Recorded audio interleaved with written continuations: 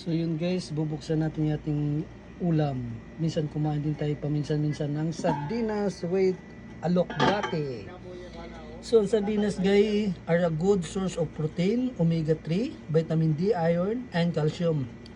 Regularly eating the tiny fish can help improve your cholesterol levels, protect against the heart and disease, your eyes and your skin, and regularly your gut.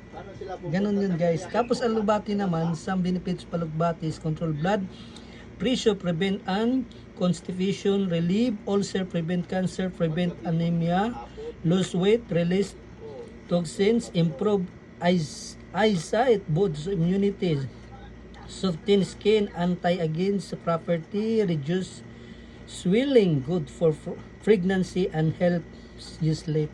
So ganun lang guys. Yo!